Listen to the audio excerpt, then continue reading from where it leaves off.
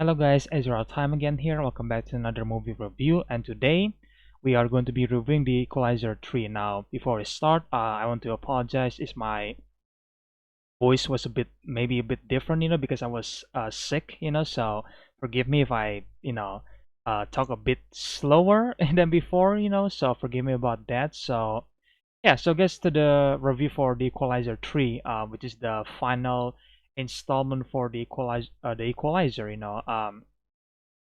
And here's the thing about the Equalizer trilogy or franchise. Obviously, it stars Denzel Washington and is a good franchise for the most part, But are there, memorable? Well, maybe not. To most people, maybe not. For me, the first movie is still the best in the trilogy. The second one was okay. And in this one, I think this one might be a bit better than the second one. But honestly, man, I was expecting more, to be honest, and I can see that some people might get bored watching the Equalizer 3, so which I'm gonna get to that later. So we're gonna start with the positive part about the Equalizer 3, so it was directed by Antoine Fuqua, I think. I'm sorry, I hope I don't, butcher his name there. Uh, but yeah, Fuqua was known for like Training Days, and obviously the first two Equalizer and so many other movies as well. Um, and he's a really really good director, and obviously he does a great job for directing the third movie. It still feel exciting. You still feel the thrill and stuff like that. And obviously Denzel Washington is still the best part of the movie. He's also, well, the best part about this movie. And this movie is much more linear compared to the second movie, because the second movie has so many subplots, that Robert McCall has to solve, and then before eventually get to the main storyline. Which could get, like, it's a bit boring to some people. And to be honest, when I was watching it, the second movie was like, it was okay, like the setting up for the final act was amazing, but I feel like, again, I was expecting more. I feel like the only Equalizer movie that actually give me enough is actually the first movie, because it has a lot of thrills in the first movie, and it has such a good pace, obviously, and then the final fight in the first movie is way better, and in the third movie, the final fight was, again, it was okay, I was like, oh, that's the end. Like, I was like, okay, I thought we're gonna build to something completely big and amazing, but that didn't happen, so it was like, it was disappointing, because for the most part, like, he was Denzel Washington's character was injured, in the movie. So I think the first half of the movie he was like recovering while also like, building up the characters from the place that he's going to stay, which is Italy, and then obviously there is the Sicily mob or like mafia that he needs to deal with, So like the first half of the movie really builds that up, and then the second one I was expecting to be like super crazy once McCall, heal, from his wound, which he did, but it's just like it's not as crazy as I thought, especially for like the third and final installment. I was expecting more, and I was expecting to be like this like big celebration for the Equalizer and stuff like that, but like that didn't happen, which is disappointing, and obviously get to the negative side, like I said before, is that, yeah, it's disappointing that the movie doesn't really have like an exciting action, because I mean, when Denzel Washington is there and then he's performing the action, it was fun, especially in the opening, like the opening action was fun, but it was short, and it like it does the job, but pretty much like the rest of the action sequences after that, it was like, it was okay.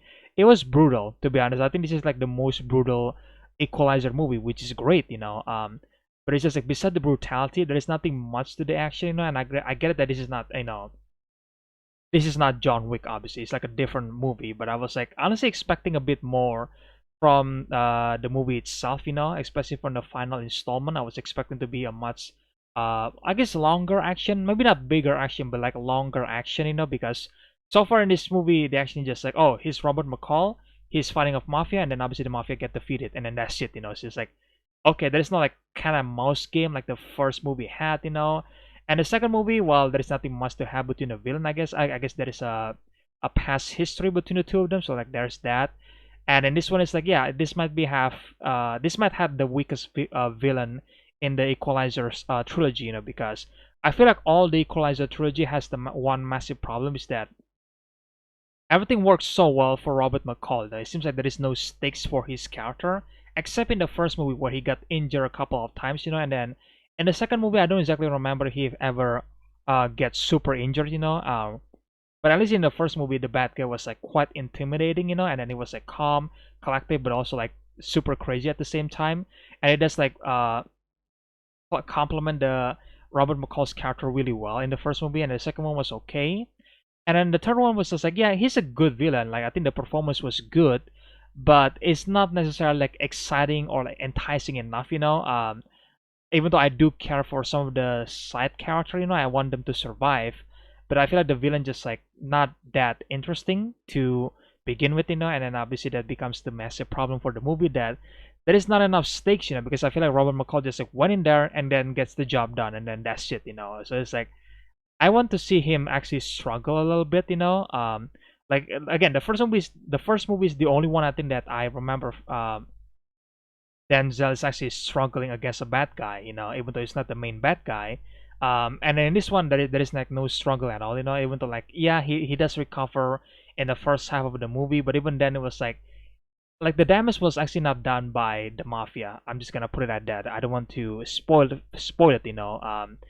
but it's just like yeah, that's quite disappointing that there is not enough stakes for the movie and there is just not enough action for me, because I was expecting to the second half of the movie to go crazy because it seems like the movie is like building that up, and I do think it does such a good job because it makes me care for the other characters, and it makes me actually know a lot about the villains, like they really built the villains, so I think that's a good thing. But I feel like the second half is just kind of disappointing that they built this up and then there is not enough like you know like there is not enough thrills, in my opinion. So it's just like yeah, it's kind of disappointing in my opinion, for the I guess for the conclusion itself, it was fine. It does make me smile that Robert McCall finally happy and stuff like that. But it's just like okay, like it's nice, but I feel like the movie itself it was okay. It's not a bad movie, but I was expecting more to be honest because I thought that the third one they're gonna go super crazy with the action, and again it was brutal. It's the most brutal Equalizer in the among the three, and that's a good thing.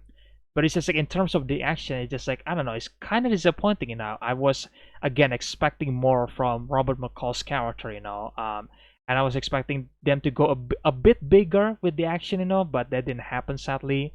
Um, but I guess it does the job, like I guess when the action is happening, it was engaging enough, but it's just like yeah, I am expecting more. So and of course the music itself, like I think the musical score, the Equalizer theme from the first and the second movie is actually really really great, right? But in this one, that theme by Harry Gregson Williams is not returning sadly.